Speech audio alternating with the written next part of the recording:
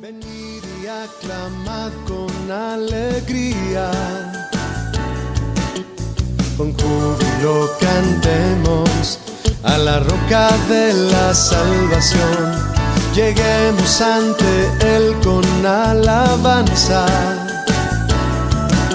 aclamemos con cánticos al Rey, porque Él es grande, Él reina sobre todo, porque Él es digno, Jehová es su nombre, porque Él es grande, incomparable es su amor, nadie como Él.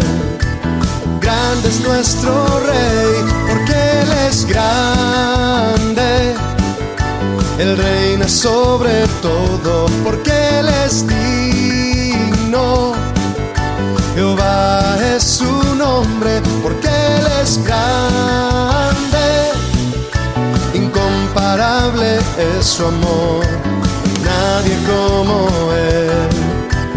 Grande es nuestro Rey.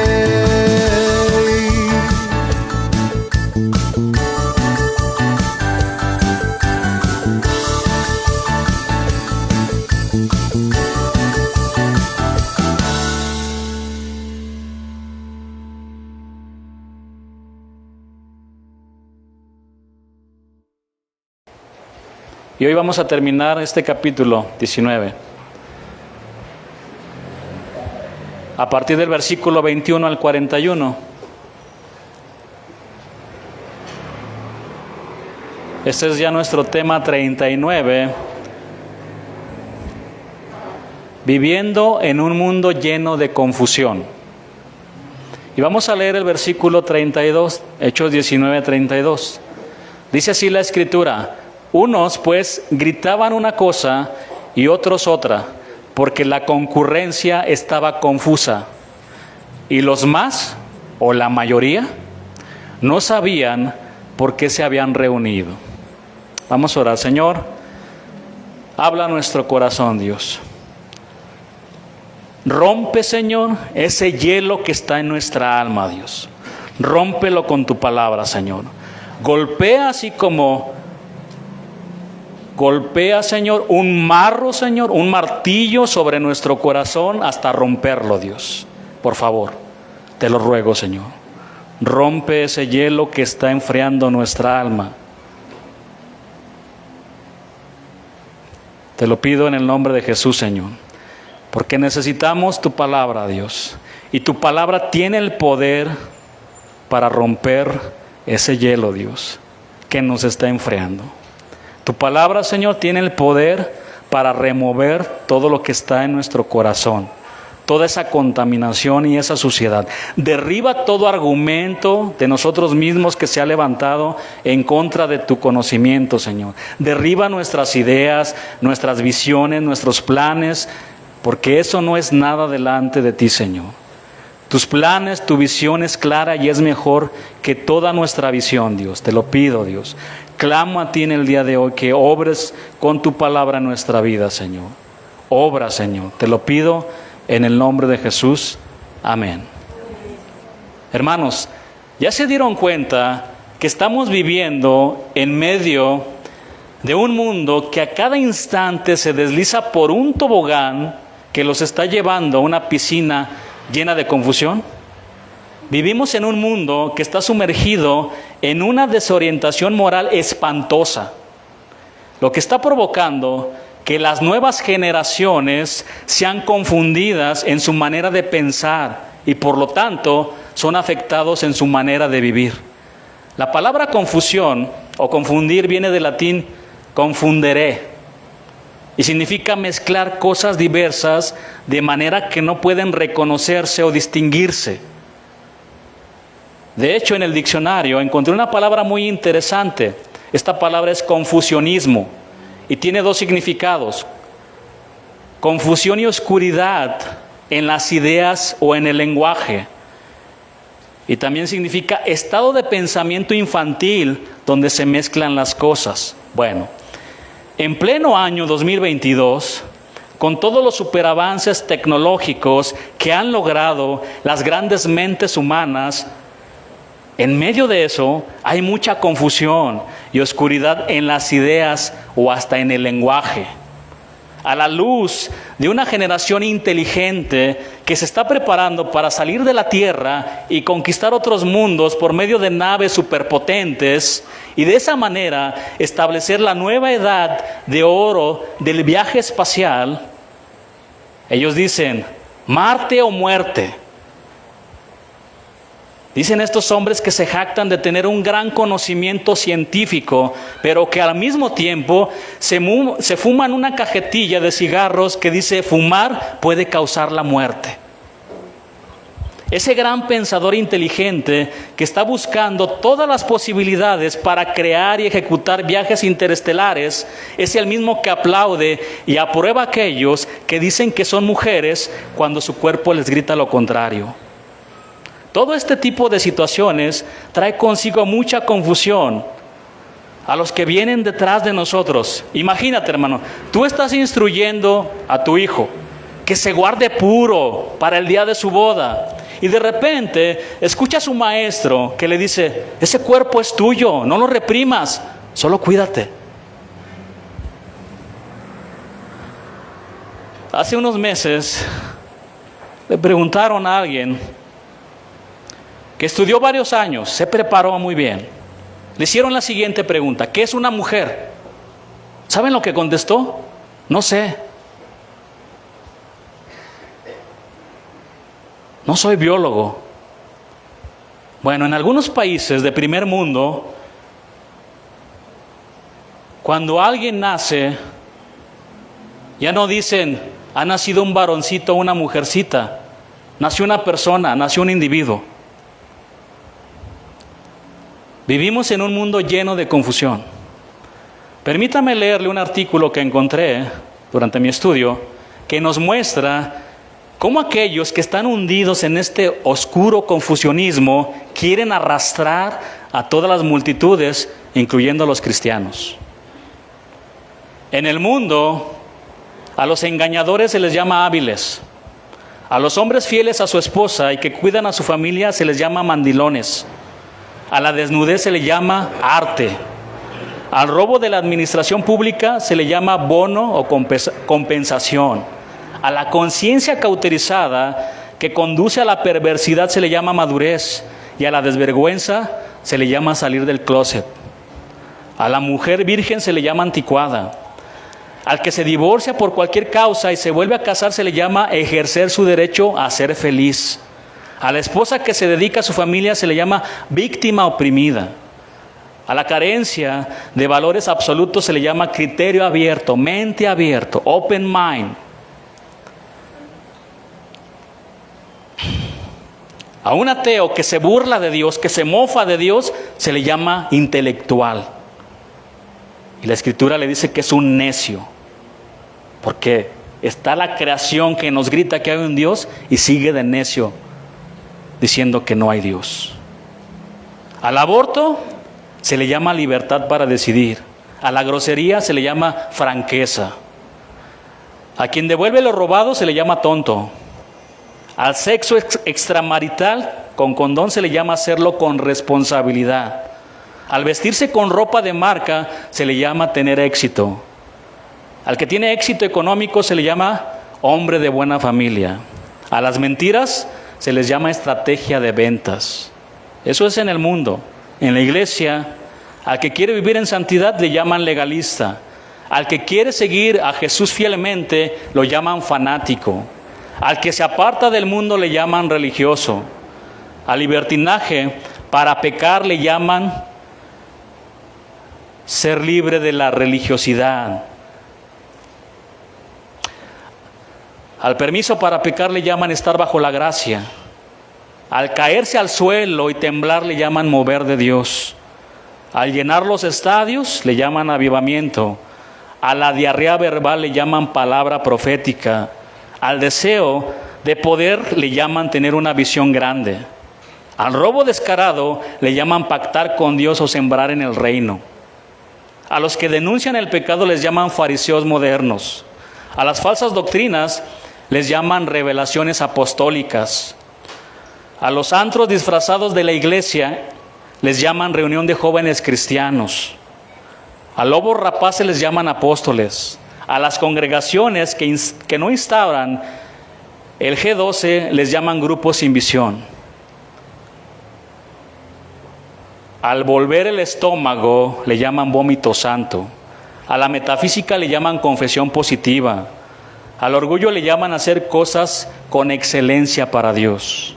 A las fábulas le llaman atar el espíritu de adulterio, alcoholismo y narcotráfico. A hacerse rico a costa de los cristianos le llaman concierto para la gloria de Dios. A cobrar la entrada en una reunión cristiana le llaman gastos de recuperación. A cobrar por cantar o predicar le llaman el obrero es digno de su salario. A reprender el pecado y las conductas cerradas le llaman murmuración. A la impunidad eclesiástica le llaman no toquéis al ungido de Jehová. Al materialismo le llaman prosperidad divina. Al show milagrero le llaman manifestación del poder de Dios. A una jauría de lobos rapaces le llaman reunión de apóstoles y profetas. Hermanos, viendo cómo el mundo y algunas iglesias están llenos de confusión y oscuridad en sus ideas, la verdad es que sí dan ganas de salir de este mundo para vivir en Marte. Sí dan ganas. Pero ¿qué creen, mis hermanos? Les tengo dos noticias. ¿Cuál quieren escuchar? ¿La buena o la mala? ¿O la mala y la mala? La mala noticia es que toda nuestra vida terrenal la pasaremos en este mundo hostil y que está lleno de confusión. Y la buena noticia es que Dios nos va a guardar. Esa es la buena noticia. Vaya conmigo a Juan, capítulo 17. Vamos a leer unos versículos donde la palabra clave es mundo. Y el mundo, en algunos textos de la Escritura se refiere al globo terráqueo. En otros versículos se refiere a las personas. Y en algunos pasajes se refiere al sistema de maldad donde mora el pecado. Juan 17:11. Aquí está nuestro Señor orando ante su Padre. Y en realidad nuestro Señor ahí le estaba rindiendo cuentas de su ministerio, de lo que Él había hecho. Nadie se escapa de rendir cuentas. Y dice la Escritura que Él levantaba sus ojos al cielo para orar delante de Dios. Pero leamos el versículo 11. Y ya no estoy en el mundo, es decir, nuestro Señor ya estaba pensando en su partida de este mundo. Mas estos, refiriéndose a nosotros, están en el mundo, es decir, están en el globo terráqueo. Y yo voy a ti, Padre Santo, a los que me has dado, guárdalos. Tereo es la palabra griega, es decir, guárdalos. Tereo, que significa mantener el ojo sobre alguien, habla de cuidar, de guardar. Guárdalos. También significa esta palabra fortaleza y significa conservar. Consérvalos, sé una fortaleza, es lo que estaba diciendo aquí el Señor. Guárdalos en tu nombre para que sean uno así como nosotros. Cuando estaba con ellos en el mundo, en el globo terráqueo, yo los guardaba en tu nombre. A los que me diste yo los guardé. Y ninguno de ellos se perdió, sino el hijo de perdición, para que la Escritura se cumpliese. Pero ahora voy a ti y hablo esto en el mundo para que tengan mi gozo cumplido en sí mismos. Versículo 14. Vean a nuestro Señor Jesús. Yo les he dado, ¿qué? Tu palabra. Tu palabra. Y esa es nuestra responsabilidad como siervos de Dios, darles la palabra de Dios y no darles otras cosas. Y el mundo los aborreció. Aquí el mundo se refiere a personas que no conocen a Dios. Y el mundo los aborreció. ¿Por qué? Porque no son del mundo, es decir, porque no piensan y se conducen como los incrédulos. como tampoco yo soy del mundo. Versículo 15, no ruego que los quites del mundo, es decir, de este globo terráqueo, sino que los guardes del mal, de todo mal. No son del mundo, es decir, ya no pertenecen a este sistema de maldad que un día los tenía esclavizados, como tampoco yo soy del mundo. En otras palabras, mientras estemos en este globo terráqueo, el mundo, entiéndase, las personas nos aborrecerán porque no nos conformamos al sistema del pensamiento del mundo. No estamos sobre esa línea de pensamiento, estamos sobre la línea de pensamiento de la Escritura de Dios. Estamos en medio, hermanos, de cierta manera también, de un mundo lleno de confusión. Pero somos custodiados, somos vigilados, somos cuidados y guardados por Dios. Amén. ¿No les da gusto? En medio de tanta maldad, de tantas cosas que están pasando a nuestro alrededor, Dios guarda a sus hijos. Nuestro pasaje de estudio del día de hoy está relacionado a un gran disturbio que desató una gran confusión en la ciudad de Éfeso. Este alboroto fue iniciado por Demetrio, un platero que hacía figuras de la diosa Diana. Un platero. Hacía figuras de plata, no uno que vendía platos, porque después empieza a volar la imaginación y tenemos que explicar todo eso. Como el día que les enseñé acerca de este matrimonio que hacía tiendas. A lo mejor algunos pensó en la tiendita de la esquina, ¿no? Donde venden las galletas con crema y salsa y no sé qué más. La tiendita. Estamos en el contexto de aquellos tiempos.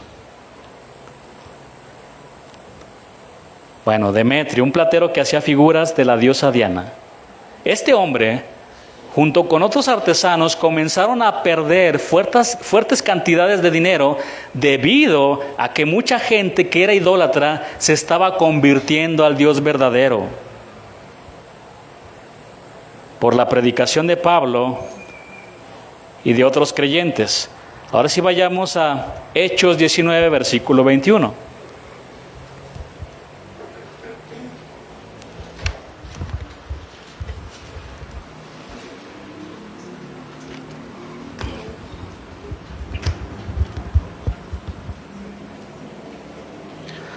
Pasadas estas cosas, ¿a qué se refiere esta frase?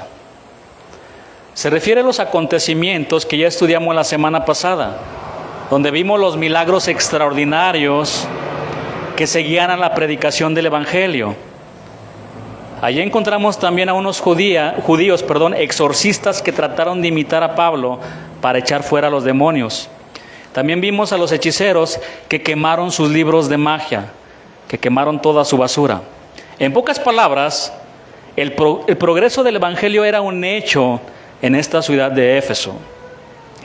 Fue en ese momento, hermanos, de tanto éxito, que Pablo determinó que el tiempo había llegado para salir de Éfeso, como vamos a leer aquí en estos versículos.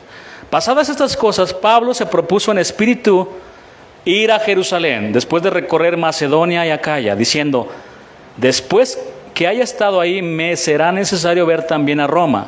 Y enviando a Macedonia a dos de los que le ayudaban, Timoteo y Erasto, él se quedó por algún tiempo en Asia. La decisión de ir a Macedonia y Acaya tenía el propósito de fortalecer a las iglesias que él había fundado en su viaje anterior. ¿Dónde? En Filipos, Tesalónica y Corinto. Esta decisión probablemente fue motivada en parte a su deseo de recolectar y entregar una ofrenda de las iglesias de Macedonia, de Acaya, de Asia, para la iglesia de Jerusalén. Este plan de llevar una ofrenda se conoce por las cartas enviadas a Roma y a Corinto, que no tenemos el tiempo para verlo, pero lo pueden encontrar en Romanos 16, 25, 1 Corintios 16, 1, 2 y 2 Corintios 8, 9. Versículo 23. Hechos 19, 23. Hubo por aquel tiempo un disturbio. La palabra griega es tarajos, para disturbio. Significa tumulto y alboroto. Más adelante dice, no pequeño acerca del camino. Bueno, este tumulto, este alboroto, dice la Escritura que no fue pequeño. Es decir, fue tan intenso que posiblemente Pablo hace referencia a este disturbio, a este alboroto cuando les escribió a los corintios que luchó contra las fieras en Éfeso. Eso sí lo vamos a leer. Primera de Corintios 15:32.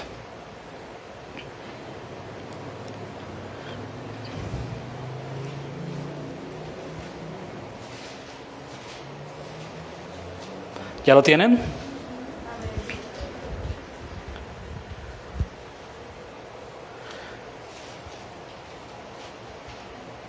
Sí, como hombre batallé en Éfeso.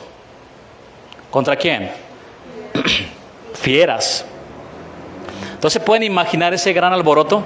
Que ahorita lo vamos a ver. Contra fieras. Esto describe a hombres llenos de ira y enfurecidos. Estaban como fieras. ¿Qué me aprovecha? Si los muertos no resucitan, comamos y bebamos porque mañana moriremos. Y 2 de Corintios 1:8 también hace referencia, que les leo rápidamente. Porque hermanos, no queremos que ignoréis acerca de nuestra tribulación que nos sobrevino en Asia, pues fuimos abrumados sobremanera más allá de nuestras fuerzas, de tal modo que aún perdimos la esperanza de conservar la vida. ¿Cómo se puso la cosa? Los del camino. Hubo por aquel tiempo un disturbio, no pequeño, acerca del camino. Los del camino, es decir, los seguidores de Jesús, tuvieron un gran problema en Éfeso. Ahora veamos quién provocó este gran disturbio y por qué lo provocó. Versículo 24. Porque un platero llamado Demetrio, que hacía de plata templecillos de Diana, daba no poca ganancia a los artífices. Este disturbio fue iniciado por un platero llamado Demetrio, un artesano que hacía pequeños ídolos de la diosa Diana, o Artemisa también se le conoce. Y esta diosa era la diosa de la fertilidad o del sexo. Demetrio tenía a cargo varios artesanos que le ayudaban a fabricar todos estos ídolos de plata. Y la venta de estos ídolos les estaba dejando una ganancia económica muy grande, muy grande. Ahora es importante mencionar que en esa época se hacían fiestas en honor a esta diosa, por lo que miles iban a la ciudad y compraban estos ídolos de plata, algunos altares también. Y Pablo y los del camino aprovechaban para predicarles el evangelio y muchos se convertían de los ídolos al Dios verdadero. Sigamos. Versículo 25. A los cuales, reunidos con los obreros del mismo oficio, dijo: varones, ¿sabéis que de este oficio obtenemos, qué dice? ¿Estoy leyendo bien o no? Nuestra riqueza, mucho dinero. Ahora, hermanos, ¿ustedes creen que esto ha cambiado al día de hoy? ¿Se seguirá ganando mucho dinero por la venta de figuras religiosas? Mire, hermano, actualmente somos cerca de 126 millones de mexicanos. De estos 126 millones, 90 millones creen o profesan la religión católica. Puede investigar un poco. Y una figura de un niño Dios cuesta cerca de 200 pesos. Una virgen cuesta 500 pesos. Ahora, veamos las ganancias que dejan solo una venta de estas figuras. Si los 90 millones de católicos compraran solo un niño Dios, la ganancia sería de 18,000 millones de pesos. Si los 90 millones compraran solo una figura de la Virgen, la ganancia sería de 45,000 millones de pesos. Ahora entienden por qué no enseñan los versículos de Éxodo 20, el Salmo 115, ni tampoco enseñan acerca de Isaías 40, que nos hablan claramente acerca de la idolatría. ¿Por qué creen? Porque hay muchos intereses económicos de por medio y se les viene abajo el negocio, como le sucedió a Demetrio y a sus amigos fabricantes. Versículo 26. Pero veis y oís que este Pablo, no solamente en Éfeso, sino en casi toda Asia, ha apartado a muchas gentes con persuasión, diciendo que no son dioses los que se hacen con las manos. Bien, este hombre Demetrio empezó a derramar su veneno de odio por todos lados contra Pablo y los seguidores de Jesús, porque ellos les demostraban claramente con las Escrituras que esas figuras que adoraban no eran dioses. No tendrás dioses ajenos delante de mí. Veamos en las Escrituras por qué los cristianos no adoramos imágenes ni esculturas hechas por manos de hombres. ¿Quieren verlo? Yo quiero ver lo que dice la palabra de Dios, no lo que me dice la gente, lo que está en la palabra de Dios. Éxodo 20, versículo 1 al versículo 5. Y habló Dios todas estas palabras diciendo, ¿habló quién? Es Dios, no es el hombre. Habló Dios. Y le dijo a Moisés, escribe los mandamientos. Bueno, mejor dicho, los voy a escribir y te los voy a entregar, Moisés. Porque dice que fueron escritos con el dedo de Dios. Y habló Dios todas esas palabras diciendo, yo soy Jehová tu Dios que te saqué de la tierra de Egipto. Y en Egipto tenían un chorro y montón de dioses por todos lados. Acuérdate que te saqué de ahí para que no hagas lo mismo. De casa de servidumbre, no tendrás dioses ajenos delante de mí. Este es el primer mandamiento. No te harás imagen ni ninguna semejanza de lo que esté arriba en el cielo, ni abajo en la tierra, ni en las aguas debajo de la tierra. ¿Y qué dice adelante? No te inclinarás a ellas ni las honrarás, porque yo soy Jehová tu Dios fuerte, celoso. Ya lo hemos estudiado, hermanos. Pero el Señor odia, aborrece el pecado de idolatría. ¿Por qué, hermanos? Porque rebajan a ese Dios glorioso y todopoderoso a una figura de cerámica o de otro material. Y la Escritura dice en Isaías 40, 18, una pregunta que viene de parte de Dios. ¿A qué pues me haréis semejante? ¿O qué imagen me compondréis? En otras palabras. Versículo 19 dice, el artífice prepara la imagen de talla, el platero le extiende el oro y le funde cadenas de plata. Versículo 20, el pobre escoge para ofrecerle madera que no se apolille. Se busca un maestro sabio o un carpintero que le haga una imagen de talla que no se mueva. Ahorita yo podía compartir algo de esto con algunos hermanos. Cuando uno empieza a razonar y a entender muchas cosas, que todo esto fue creado por manos de hombres, pecadores como nosotros, por cierto. ¿Te puedes imaginar? Vas a comprar tu figura. Vas ahí con toda tu devoción porque tienen mucha fe. No se trata ahorita, vamos a avanzar en el tema. No se trata de condenarlos. Pero van las personas ahí a comprar sus figuras. Y resulta que esa persona que te vendió esa figura religiosa, que tanto veneras, la ves adulterando. La ves tomando, porque le deja mucha ganancia económica, Hermanos, tenemos que abrir los ojos. ¿Ustedes creen que eso es Dios? Creado por las manos de un hombre pecador que necesita también arrepentirse de sus pecados como nosotros y creer en el Evangelio.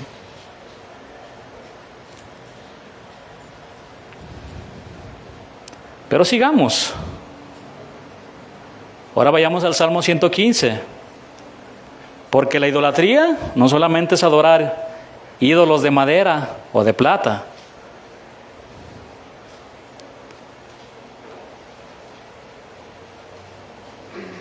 Salmo 115, versículo 1, dice no. Y la palabra en el original, solamente de estas dos letras, no, significa nada y nunca.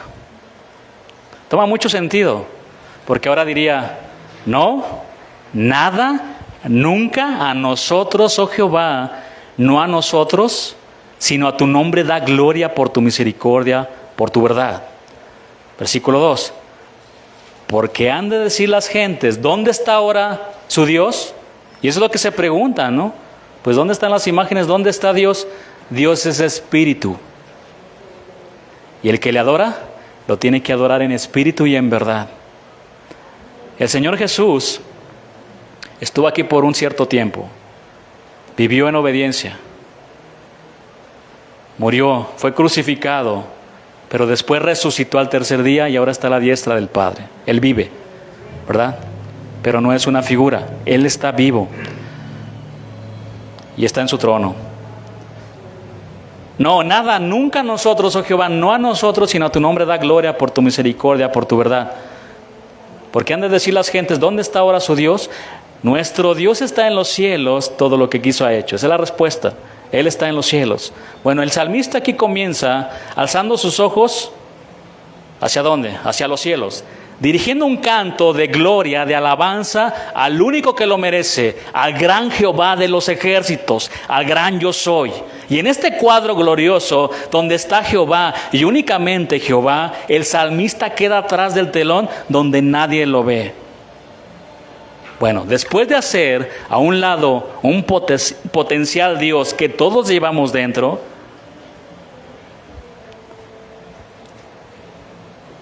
con anhelos fervientes de darnos gloria a nosotros mismos y de otros que nos den gloria y alabanzas, el salmista escribió lo siguiente, versículo 4. Los ídolos de ellos son plata y oro, obra de manos de hombres. Tienen boca, mas no hablan. Tienen ojos, mas no ven. Orejas tienen, mas no oyen. Tienen narices, mas no huelen. Manos tienen, mas no palpan. Tienen pies, mas no andan. No hablan con su garganta. Semejantes a ellos son los que los hacen. Y esto más que sea un discurso de odio contra los católicos, es un discurso de amor, porque eso es lo que debe de generar en nosotros cuando vemos gente que tiene fe y está adorando otros dioses. Y la pésima manera de predicar de los cristianos es no respetar. Esa es la pésima manera de predicar. Quita tus monos de ahí porque te van a llevar al infierno. Pésima manera, hermano. No sabes predicar el evangelio. Tienes que predicar lo que dice la palabra. ¿Y qué dice la palabra? Que se tienen que arrepentir de sus pecados y creer en el evangelio. Ya lo he compartido con lo que sucedió con mi abuelita. Y a mí el Señor me dijo, pésima manera de predicar, Francisco, porque yo ya saqué sus ídolos de su corazón. Pésima manera. Dile que la amo y que morí por ella en la cruz del Calvario. Afortunadamente, me cayó la boca el Señor.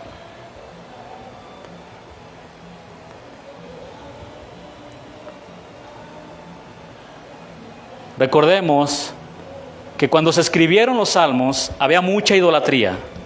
Pueblos paganos tenían todo tipo de ídolos. Tenían estatuas de madera, piedra o metal.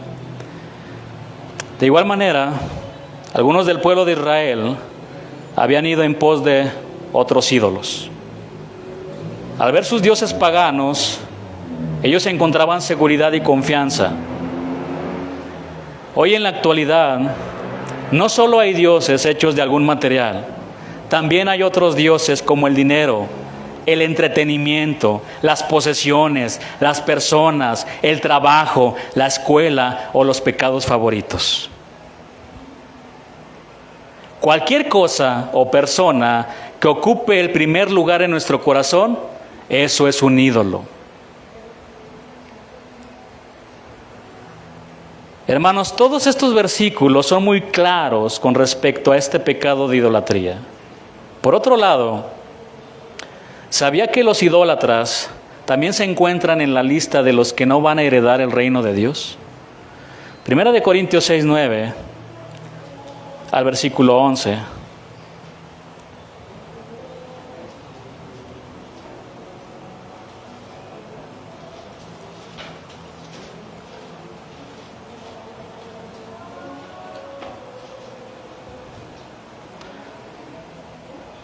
¿No sabéis que los injustos no heredarán el reino de Dios? No erréis, ni los fornicarios. Y en el segundo lugar de esta lista están los idólatras. Pero la lista continúa. Ni los adúlteros, ni los afeminados, ni los que se echan con varones, ni los ladrones, ni los ávaros, ni los borrachos. ¿Saben lo que les decía? No es una enfermedad, no es un espíritu de alcoholismo, sal fuera, arrepiéntete, borracho. Es un pecado. Ni los maldicientes, ni los estafadores heredarán el reino de Dios. Y vean este versículo 11, por eso tenemos que tener compasión para predicar la palabra. ¿Qué dice? Ustedes son ángeles santos, cayeron del cielo, son las mejores personas. Éramos igual que ellos, hermanos. ¿Cuántos adoraban a esos dioses? A ver, levanten su mano. Pecadores. Yo también. Y tocar eso en una persona que ha vivido por 70 años adorando eso, es quitarles la vida, hermanos. Es quitarles esos libros de magia que se tienen que quemar. Es lo mismo. Por eso luchan tanto. Luchamos tanto con todo eso. Es que me heredaron esta tradición mis papás. ¿Cómo voy a traicionar eso? No es sencillo. Y esto erais algunos, para no sentirnos los consagrados y los más santos. Mas ya habéis sido lavados, ya habéis sido santificados. Y es lo que quiere hacer el Señor con la gente que no conoce a Dios. Ya habéis sido justificados en el nombre del Señor Jesús y por el Espíritu de nuestro Dios. Amén. Bueno, hermanos, nosotros como cristianos tenemos una visión más clara y un mejor entendimiento de las Escrituras en un mundo lleno de confusión.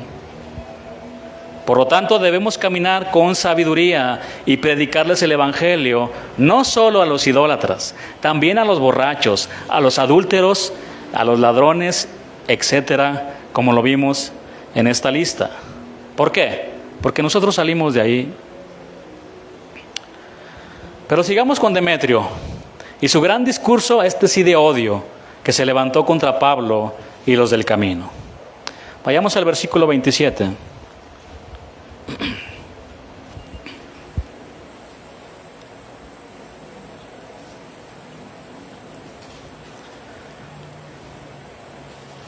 Aquí sigue hablando Demetrio.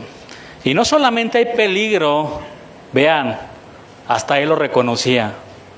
¿Qué estaba haciendo con todo eso, con toda esa venta de ídolos? ¿Qué dice? Léanlo, hermanos, porque después van a pensar que yo manipulo la palabra. ¿Qué estaba haciendo? Un negocio, es lo que dice la palabra.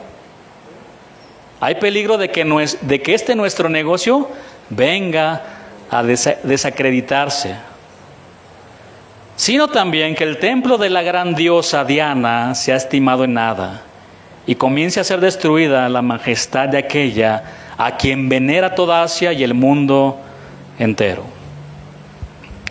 La preocupación de Demetrio era puramente económica. ¿Ustedes creen que le interesaba que Diana y... No, a él le interesaba esto, dinero.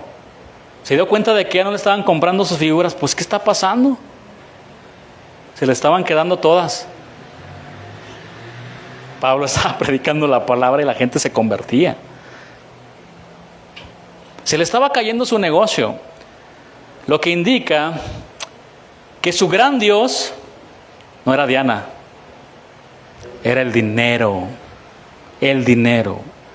Y muchos tienen a ese gran Dios entronado en su corazón, dinero, con letras mayúsculas, dinero. Qué terrible, estar esclavizado a ese Dios. No pueden dormir, no pueden descansar. Parece que el Señor los diseñó para ser máquinas de fabricar dinero, cuando el Señor nos diseñó para adorarlo y para exaltarlo por toda la eternidad. Amén. El infierno está lleno de personas que, así como Judas, amaron más al dinero que a Dios. Por 30 monedas de plata.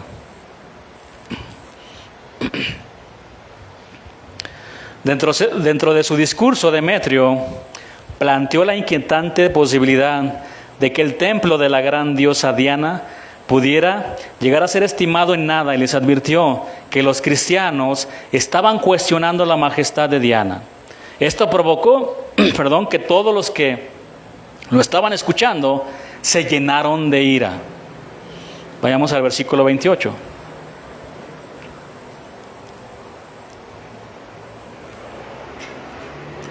Cuando oyeron estas cosas, se llenaron de ira y gritaron diciendo: grande es Diana de los Efesios. Bueno, el desastre financiero y el cuestionamiento a sus creencias religiosas fue algo que no pudieron soportar los obreros, los plateros, y por lo tanto, ¿qué pasó? Se llenaron de ira descontrolada y comenzaron a gritar: grande es Diana de los Efesios. Demetrio había logrado lo que quería. Todos estos artífices perdieron todo control, convirtiéndose en fieras feroces en contra de los cristianos, y salieron por las calles gritando: grande es nuestro Dios, el sexo ilícito. La diosa del sexo. ¿Sabía que otro Dios al que se están postrando multitudes es el Dios de la inmoralidad sexual? Por ejemplo, la prostitución y la pornografía deja ganancias multimillonarias alrededor de todo el mundo. Pues con razón estos gritaban: grande es Diana, la diosa del sexo. Llenos y dominados por la ira en sus corazones, salieron por las calles buscando a los cristianos para asesinarlos, y querían encontrar a Pablo. Igual que los caldeos en la época de Jeremías, los efesios se entontecieron con las imágenes. Se lo pueden encontrar en Jeremías 50:38. Hermanos, el Evangelio hace enojar a las personas. ¿Por qué? Porque las confronta con su falsa religión y con su pecado. Y algunas reciben la palabra y el Evangelio. Y todos nosotros somos testimonio de eso. Vamos al versículo 29.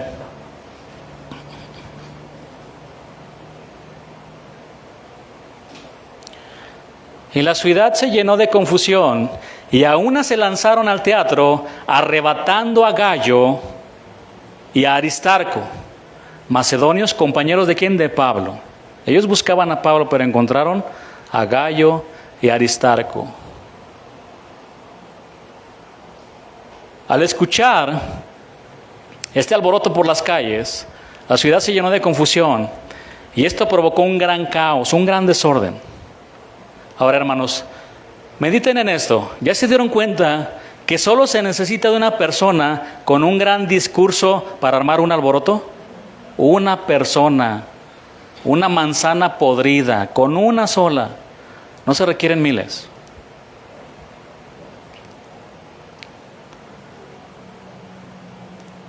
Este peligro que corrían los creyentes No se levantó de los judíos, ni de los sacerdotes del templo, ni de las prostitutas que participaban en los rituales en honor a la diosa, ni de los astrólogos o adivinos, sino del gremio de los fabricantes de estos dioses de plata, que con sus pequeños comercios se enriquecían de las compras de los adoradores que venían de todos los lugares. Surgiendo de las calles principales, los furiosos habitantes arrastraron a Gayo y Aristarco, compañeros de Pablo, para llevarlos al teatro. Y no sé si tenemos una imagen que les quería mostrar, si no podemos avanzar.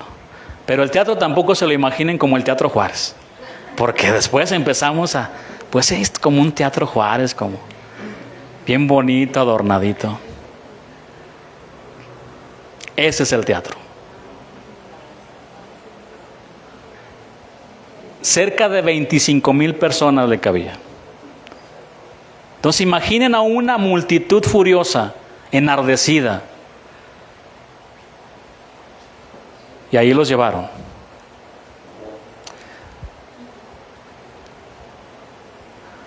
Ahí se celebraban las asambleas de carácter público convocadas por los oficiales efesios, llamados asiarcas o magistrados.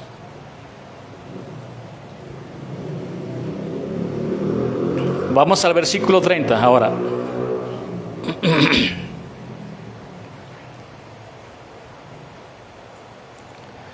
Y queriendo Pablo salir al pueblo, los discípulos no le dejaron.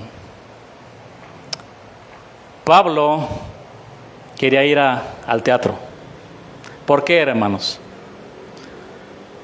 Porque quería estar con sus amigos, con sus hermanos, y defender la causa de Cristo. Es más, él quería morir ahí con ellos, porque él sabía el riesgo que estaban pasando ellos, ahí en ese lugar. Era un alto riesgo lo que estaban enfrentando. Aquí podemos ver que Pablo no solo estaba a dar su vida por Cristo, sino también por sus hermanos. Por sus hermanos. Eso es lo que dice 1 de Juan 3:16. En esto hemos conocido el amor, en que Él puso su vida por nosotros. También nosotros debemos poner nuestras vidas por los hermanos. A ver, pregúntele a su hermano: ¿estás dispuesto a dar tu vida por mí?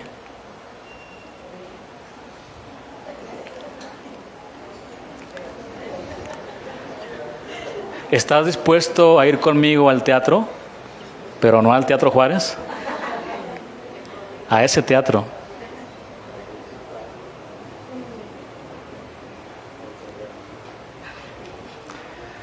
Y ahora la manera de dar la vida ya no va a ser de manera como ellos lo estaban haciendo. Es sirviendo a tu hermano. Es amando a tu hermano.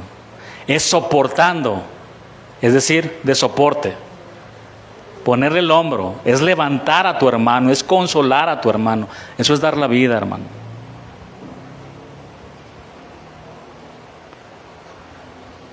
Esto nos muestra que las vidas de Gayo y Aristarco estaban en peligro. Literalmente los querían linchar. Por eso tenemos que meternos a la palabra. Los querían linchar. Solo imagínense a estos dos hombres. Vamos a suponer 100 personas a su alrededor. Los golpeaban, los arrastraron, los jalaban por todos lados. Y aunque Pablo estaba dispuesto a entregar su vida por sus hermanos, Dios no lo permitió. Porque al que buscaban era Pablo. Seguramente a él ni siquiera lo hubieran llevado al teatro. Lo hubieran hecho pedazos. Como cuando lo apedrearon, ¿recuerdan? Lo dejaron casi muerto. Y dicen, ya, está muerto. Además, él tenía unos amigos, sus propios hermanos, que no lo dejaron ir. Y también a otros amigos que le avisaron, unos amigos de prominencia, que le avisaron para que no fuera. Vamos a leerlo en el versículo. Ya leímos el 29 el 30, porque dice el 30 a los discípulos, no le dejaron, ahora el 31, ciertamente. También algunas de las autoridades de Asia, que eran sus amigos, tenía amigos Pablo también de alto rango, le enviaron recado rogándole que no se presentase en el teatro. Pero sigamos leyendo, vamos al versículo 32. Unos pues gritaban una cosa y otros otra, porque la concurrencia estaba confusa, y los más, o la mayoría, no sabían por qué se habían reunido. Este versículo describe un caos total. Unos gritaban una cosa, otros gritaban otra, y la mayoría no sabían ni siquiera por qué estaban ahí. Se les pegaron nada más, como en las manifestaciones. ¿Y qué venimos aquí ahora sí que a proclamar o a... ¿Quién sabe? Tú grita con nosotros. Lo que indica es que estaban sumergidos en una profunda confusión, como hoy en día.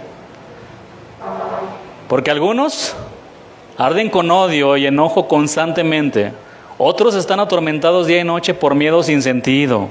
Las multitudes se ríen de cosas que deberían de hacerles llorar. Y mientras otras lloran sin ninguna razón. Tal es la confusión en la que está hundido este mundo. Versículo 33. Y sacaron de entre la multitud a Alejandro, empujándole los judíos. Entonces Alejandro, pedido silencio con la mano, quería hablar en su defensa ante el pueblo. Es decir, aquí había unos judíos y estaban muy asustados y pensaron que la multitud enfurecida de gentiles iría contra ellos porque tampoco ellos adoraban ídolos. Por eso los judíos empujaron a Alejandro para que los calmara. Cálmalos porque también a nosotros nos van a matar. Versículo 34. Pero cuando le conocieron que era judío, se dieron cuenta. Todos a una voz gritaron casi por 2 horas. Y nosotros no podemos aguantar 15 minutos para adorar a Dios.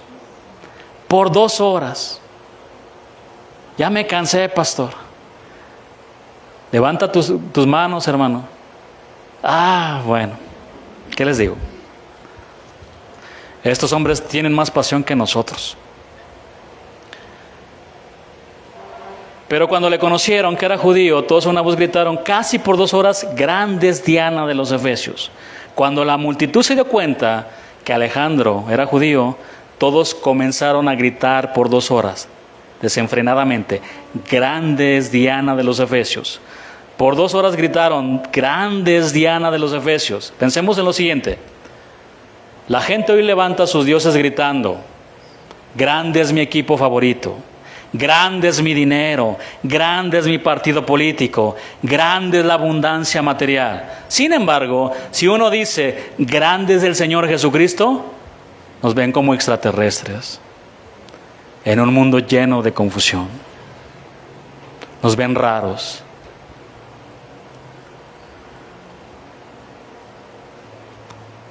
Voy a mencionar algo con mucho cuidado que vi recientemente, porque estoy expuesto, pero no tenemos que tener temor. Muchos levantan eso el día de hoy, levantan su voz y son aplaudidos. Y el problema es que confunden también a muchos. ¿Tú qué pensarías de una persona bien preparada, pero que está... Bueno, es un trans y que dice, yo no estoy en contra de ninguna religión, yo no estoy en contra de la Biblia, yo también creo en Dios? ¿Qué pensarías, hermano? ¿Qué va a pensar un niño de 5 años cuando escucha a una persona decir eso? Lo va a confundir, lo va a confundir. Pero si tú te levantas ahí a decir, grande es el Señor Jesucristo, te meten a la cárcel, nada más por decir eso. Grande es el Señor. Y no hay nadie como Él. Vámonos al cierre. Hechos 19:35 al 41 describe cómo terminó todo este alboroto. Un oficial del gobierno logró callar a una multitud. Su discurso fue una advertencia a la ciudadanía para que usaran más bien los recursos políticos, religiosos, para resolver cualquier disputa que tuvieran con Pablo. Dios no lo permitió. Por eso termina con este versículo 41. Y habiendo dicho esto, despidió la asamblea. Los pudo calmar. Bueno, en esta ocasión, de manera soberana, Dios guardó, protegió a su pueblo por medio de este escribano que calmó a una multitud furiosa. Hermanos, en medio de un mundo confundido, nosotros tenemos la visión clara de Dios, su palabra, para aclarar la mente de todos aquellos que están confundidos. Las cosas se van a poner peor los próximos años, porque este mundo está bajo la influencia del príncipe y Dios de este mundo. Que les voy a leer unos versículos. 2 de Corintios 4:1 al versículo 4. Por lo cual, teniendo nosotros este ministerio, según la misericordia que hemos recibido, no desmayamos, no, vamos a seguir adelante. Antes bien, renunciamos al oculto y vergonzoso, no andando con astucia ni adulterando la palabra de Dios, sino por la manifestación de la verdad, recomendándonos a toda conciencia humana delante de Dios. Pero si nuestro evangelio está aún encubierto, entre los que se pierden está encubierto, en los cuales el Dios de este siglo, se refiere a Satanás, cegó el entendimiento de los incrédulos, para que no le resplandezca la luz del evangelio de la gloria de Cristo, el cual es la imagen de Dios. ¿Ven cómo Satanás está enfurecido contra la obra de Dios, contra su creación que somos nosotros? La imagen de Dios, a tal grado de que quiere deshacer esa imagen en nosotros. Deshacerla por completa. Deconstruirla, ahorita con las palabras que salen. Deconstruirla por completo. Por eso no debe de sorprendernos, por qué el mundo está como está, o por qué en algunos años se pondrá peor. Sí, joven. Sí, adolescente, las cosas se te van a poner peor. Y si no te afirmas, vas a ser arrastrado por esas corrientes filosóficas. Y al rato vas a estar igual que ellos. Si no te afirmas, si no le entregas tu vida a Dios. De hecho, uno de los ataques mortales del diablo es la creación de tantas falsas religiones. ¿Para qué? Para confundir a las personas. Y tú le puedes preguntar a cualquiera, con que sea sincero, donde quiera que tú estés. No.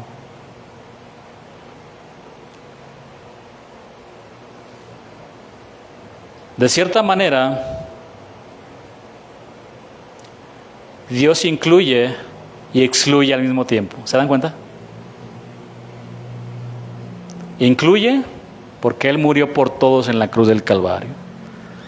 Por los afeminados, por los adúlteros, por los fornicarios, por todos. Pero al mismo tiempo excluye porque Él es la única verdad, el único camino y la vida a Dios. Amén. Él es la única. Y ahí comienza el problema. Y aquí comienza el problema. Entonces, Diana, ¿ya no me salva? Artemisa, la diosa del sexo. Pregunta, hermanos, ¿cómo debemos vivir en un mundo así, que está lleno de confusión? Vamos a Filipenses 2:15 y versículo 16.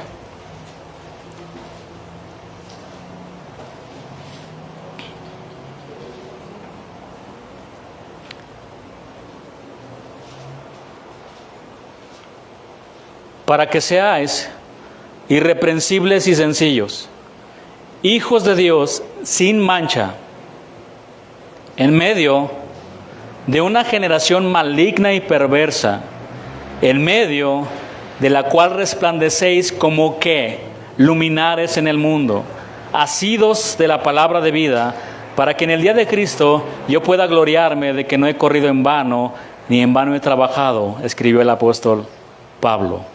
a la iglesia de Filipos. Otra versión dice, para que seas intachables y puros, hijos de Dios, sin culpa, en medio de una generación torcida en sus pensamientos y en sus conductas, torcida y depravada. En ella brilláis como estrellas en el firmamento, como estrellas en el firmamento, manteniendo en alto la palabra de vida. Así en el día de Cristo me sentiré satisfecho de no haber corrido ni trabajado en vano. Amén. Así es como tenemos que vivir. Y el Señor nos va a guardar. Él nos va a guardar. ¿Qué es lo peor que nos puede pasar, hermanos? ¿Perder la vida? Para nosotros es ganarla. Porque el morir, para nosotros el morir es ganancia. Y el vivir es Cristo. Es ganancia. Como sea, todos algún día vamos a morir. Todos. Pero nosotros estamos guardados en las manos de Dios. Guardados en sus manos. Ahora, ¿quién puede penetrar esa fortaleza, esas manos de Dios? Nadie, hermanos. Nadie. Somos ovejas de su prado.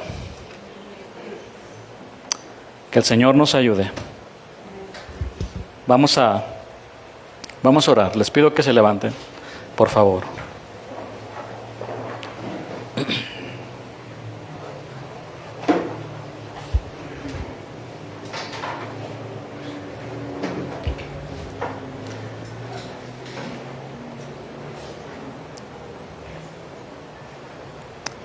Debe dolernos cómo está el mundo. Debe dolernos cómo está el mundo. ¿Cómo están las personas que no tienen a Dios? Precisamente ayer casi hasta le quería yo gritar a una persona que iba pasando cerca, bien mal, ya un señor grande, y o sea, mi corazón así como que gritaba, o sea, Cristo le ama. Cristo, ver así la gente, si no hay sensibilidades, ¿por qué? Pídele a Dios que rompa ese hielo frío que está en tu alma.